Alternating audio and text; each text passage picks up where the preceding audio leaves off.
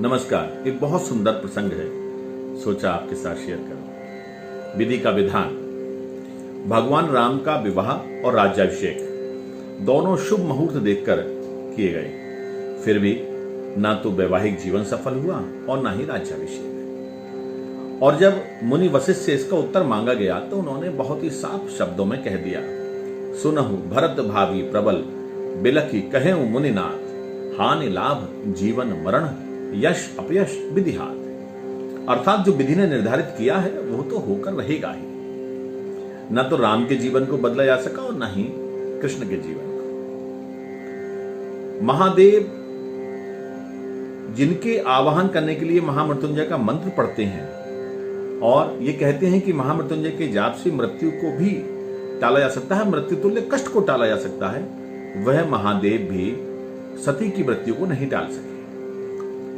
रामकृष्ण परमहंस अपने कैंसर को नहीं टाल सके, न रावण को बदला जा सका और न ही कंस को, जबकि इन दोनों के पास समस्त शक्तियां थीं। एक पौराणिक कथा के अनुसार भगवान विष्णु गरुड़ पर बैठकर कैलाश पर्वत पर गए। द्वार पर गरुड़ को छोड़कर भगवान विष्णु शिव से मिलने अंदर चले गए। तब कैलाश की प्राकृतिक छवि को देखकर गरुड़ मंत्रमुग्ध हो गई। तभी वहां उनकी नजर एक बहुत खूबसूरत सुंदर सी चिड़िया पर पड़ी। चिड़िया इतनी सुंदर थी कि गरुड़ उसको एकटक देखते रहे और आकर्षित हो गए। उसी समय कैलाश पर यम देवता पधारे और अंदर जाने के लिए उन्होंने उस छोटे से पक्षी को आश्चर्य से देखते हुए अंदर प्रवेश किया। गरुड़ समझ गए कि यम ने इस चिड़िया को जिस दृष्टि से देखा है, हो सकता है इस चिड़िया का जीवन समाप्त हो गया हो और ये इतनी सुंदर चिड़िया है, इसे कैसे बचाया जाए। उन्होंने सोचा, इसे बचाने के लिए क्यों ना मैं यम के आने से पहले इस चिड़िया को दूर तक कहीं छोड़ दूं। गरुड़ के मन में दया थी, बस इतनी सी बात दिमाग में आई और उन्होंने सुंदर सी चिड़िया को, जिसे वो मरता नहीं देखना चाहते थे, पंजों में दबाया और कैलाश से हजारों कोस दूर जंगल में एक चट्टान के ऊपर छोड़ दिया और खुद वापस कैलाश पर आ गए।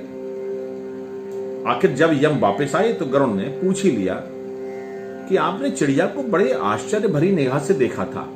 यम बोले, गरुड़, जब मैंने उस चिड़िया को देखा तो मुझे ज्ञात हुआ कि वो चिड़िया कुछ ही पल में यहां से हजारों कोस दूर एक नाग के द्वारा खा ली जाएगी। मैं सोच रहा था वो इतनी जल्दी इतनी दूर कैसे पहुंचेगी, पर अब जब वो यहां नहीं है तो मैं निश्चिंत हो गया कि वो मर चुकी होगी। गरुड़ समझ गए, मृत्यु टाले नहीं टलती, चाहे कितनी भी चतुराई की जाए। इसलिए भगवान श्री कृष्ण कहते हैं, तू करता वो है जो तू चाहता है, लेकिन अगर तू वो करे जो मैं चाहता हूं तो वही होगा जो तू चाहता है। मानव अपने जीवन के साथ ही जीवन मरण, यश अपयश, लाभ हानि, स्वास्थ्य बीमारी, देह रंग, परिवार, समाज, देश स्थान, यह सब पहले से निर्धारित करा के आता है।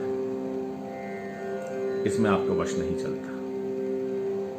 लिहाजा जीवन को सरलता से जिए, सरल रहें, सहज रहें, मन वचन और कर्म से सदकर्म में लगे रहें। परमात्मा का स्मरण हमेशा अपने मन मस्तिष्क में रखें और सदकर्मों के माध्यम से जन कल्याण में, परिवार के कल्याण के लिए और अपनी आध्यात्मिक उन्नति के लिए हमेशा सदकार्यों में लगे रहें। नमस्कार, बहुत बहुत शुभकामनाएं। ये कथा अच्छी लगे तो आगे भी शेयर कीजिएगा।